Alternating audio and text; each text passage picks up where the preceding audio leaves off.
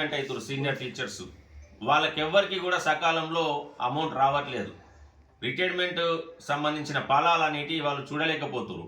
వీళ్ళు ఈ విధంగా ప్రభుత్వము 2 సంవత్సరాలు 3 సంవత్సరాలు పెంచుకుంటూ ప్రభుత్వం మీద భారం పడకుండా సమయ కాలాపన చేస్తున్నారు తప్ప సకాలంలో అయితే వాళ్ళ రావాల్సిన పద్దులు మాత్రం రావడం లేదు. కోర్టుకు పోయి రావాల్సిన దుస్థితి ఏర్పడేది ప్రస్తుత ప్రభుత్వంలో. కాబట్టి ఖచ్చితంగా నేను ఇవన్నిటి మీద కూడా నేను అదే మండలిలో నిరాహార దీక్ష కూర్చుంటాను. మెజార్టీ సమస్యలు తీరితేనే నేను నా నిరాహార దీక్షను నేను విరమింపజేస్తాను తప్ప లేకపోతే ఖచ్చితంగా ఏది ఏమైనా సరే. ఎందుకంటే నాకు ఇప్పుడు సుమారు 45 సంవత్సరాలు, నాకు ఇంకా వయసు ఉంది, ఇంక 20 సంవత్సరాలు పోరాడే వయసు ఉంది. కాబట్టి నాకేం భయం లేదు, నాకేం ఇబ్బంది లేదు. గతంలో ఇప్పుడు చూసుకుంటే నాతో పాటు పోటీ చేస్తున్న ఇతర అభ్యర్థులను చూసుకుంటే అందరికీ కూడా రిటైర్డ్ అయిన వాళ్ళు ఉన్నారు, ఏజ్ వాళ్ళు ఉన్నారు. సరే ఏది ఉన్నా కూడా నాకైతే ఒక అవకాశం ఉంది, నన్ను ఆశీర్వదించండి, ముందుకు తీసుకుపోండి. ప్రతి సమస్య పట్ల నాకు అవగాహన ఉంది కాబట్టి మన సమస్యలన్నింటినీ కూడా అందరితో కలిసి నడిచి నేను ముందుండి నిలబడతానని తెలియజేస్తున్నాను సార్. ఇంకేమన్నా ఉంటే మీరు. ఉపాధ్యాయ మిత్రులందరికీ కూడా నా యొక్క నమస్కారములు. నేను మీ మామిడి సుధాకర్ రెడ్డి. గతంలో 2019లో సిపిఎస్ అంశం పైన నా ఉపాధ్యాయ వృత్తికి రాజీనామా చేసి నేను మన ఉపాధ్యాయ లోకం ముందుకు ఎమ్మెల్సీగా రావడం జరిగింది పోటీ చేయడానికి. గతంలో మన నారాయణఖేడ్ ప్రాంతం నుంచి ఎక్కువ సింహభాగం ఉపాధ్యాయులందరూ కూడా నన్ను సపోర్ట్ చేసి ముందుకు తీసుకెళ్ళడం జరిగింది. ఈసారి కూడా మన నారాయణఖేడ్ ప్రాంత వాసులు, సంగారెడ్డి జిల్లా వాసులు అందరూ కూడా నన్ను ఆశీర్వదించి, నిన్ను మనసుతో ఆశీర్వదించి మొదటి ప్రాధాన్యత ఓటు వేసి నన్ను గెలిపించగలరని కోరుతున్నాను.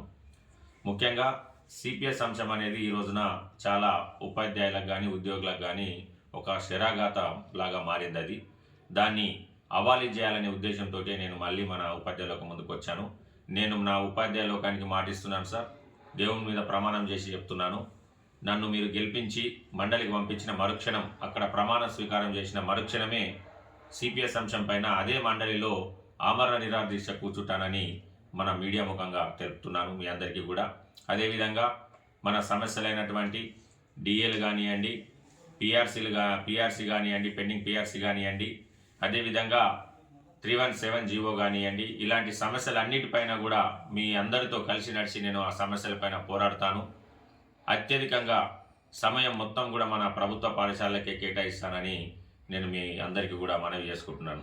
అదేవిధంగా ఈ రోజున పోటీ చేస్తున్న అభ్యర్థులను కనుక మనం పరిశీలించుకుంటే గతంలో 2 సార్లు పదవిని చేపట్టి ఎలాంటి ఉపయోగం మన ప్రభుత్వ పాఠశాలలకు, మన ఉపాధ్యాయులకు ఎలాంటి ఉపయోగం పడకపోగా ఒక వాళ్ళ సంఘము, వాళ్ళ భవనాలు, వాళ్ళ జేబులు నింపుకోవడానికి వాళ్ళు ప్రయత్నం చేశారు. ఇప్పుడు వాళ్ళు ముఖం ఫేస్ మార్చుకొని వస్తున్నారు తప్ప సంఘం అయితే అదే. కాబట్టి ఖచ్చితంగా ఆలోచించండి నా ఉపాధ్యాయ మిత్రులారా.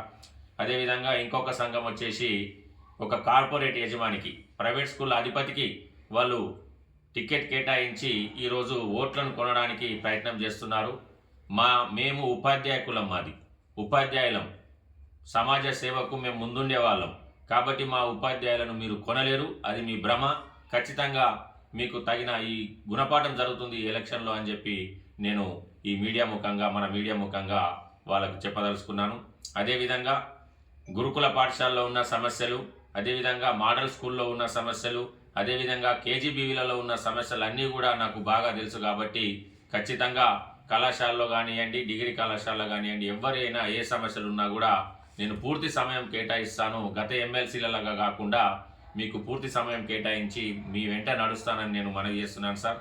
అదేవిధంగా ముఖ్యంగా నేను చెప్పదలుచుకుంది ఏంటంటే మన కరీంనగర్, నిజామాబాద్, ఆదిలాబాద్, మెదక్ ఉపాధ్యాయ నియోజకవర్గ పరిధిలో సుమారు 27,000 ఓట్లున్నాయి ఉపాధ్యాయులందరికీ కూడా. అందులో మహిళా ఉపాధ్యాయురాలవి 10,000 పైచులకు ఉన్నాయి. ఖచ్చితంగా ప్రభుత్వ పాఠశాలలో, కళాశాలలో ఎక్కడైనా కూడా నేను ఫస్ట్ ఇనిషియేటివ్ తీసుకునేది టాయిలెట్స్ మీద నేను దృష్టి పెట్టి ఖచ్చితంగా ప్రతి పాఠశాలలో, ఇన్స్టిట్యూషన్స్లో టాయిలెట్స్ను పునర్నిర్మించడం కానివ్వండి, లేకపోతే నిర్మించడం కానివ్వండి, నేను మొదటి అంశంగా నేను తీసుకుంటానని నేను మాటిస్తున్నాను. అదేవిధంగా ప్రతి మహిళా ఉపాధ్యాయురాలకి నా సొంత నిధులతో నేను గెలిచిన తర్వాత ఒక ఎలక్ట్రిక్ వెహికల్ ఈవీ స్కూటీని నేను ఇవ్వదలుచుకున్నాను. దయచేసి నా మహిళా ఉపాధ్యాయులందరూ కూడా నన్ను ఆశీర్వదించి భారీ మెజార్టీతో గెలిపించగలరని కోరుతున్నాను. అదేవిధంగా ముఖ్యంగా గురుకుల పాఠశాలలో అన్ని సొసైటీల్లో ఉన్న వివిధ వింగ్స్ ట్రైబల్ వెల్ఫేర్ కానివ్వండి, సోషల్ వెల్ఫేర్ కానివ్వండి, మైనార్టీ వెల్ఫేర్ కానివ్వండి, బీసీ వెల్ఫేర్ కానివ్వండి, అందులో ఉన్న సమస్యలన్నింటినీ కూడా నేను తీరుస్తాను. ముఖ్యంగా 010 పద్దు కింద జీతాలు రావడం కానివ్వండి, అదేవిధంగా టైమింగ్, ముఖ్యంగా సమయపాలన, ఫార్మల్ స్కూల్స్కున్న సమయము మన గురుకుల్ సొసైటీలో కూడా కేటాయించాలి. ఎందుకంటే 8 గంటలకు వచ్చి, మార్నింగ్ 8 గంటలకు వచ్చి సాయంత్రం 6 గంటలకు పోవడం అంటే అదొక వెట్టి చాకిరి చేసినట్టు. కాబట్టి ఖచ్చితంగా టైమింగ్స్ను 9 గంటల నుంచి 4 గంటల వరకే పెట్టాలని నేను ప్రభుత్వం నిజామాబాదు మన మీదకు ఇక ఇప్పటి నుంచి కాదు సార్, సుమారు 6 నెలలు మన దగ్గరికే లేటు, లోకల్ కాబట్టి అట్లా అంతే. లాస్ట్ టైం కూడా చాలా తిరిగాం సార్, ఎందుకంటే లాస్ట్ టైం పోటీ చేశాం కాబట్టి అందరికీ పరిచయం. ఇప్పుడు పోటీ చేస్తున్న దాంట్లో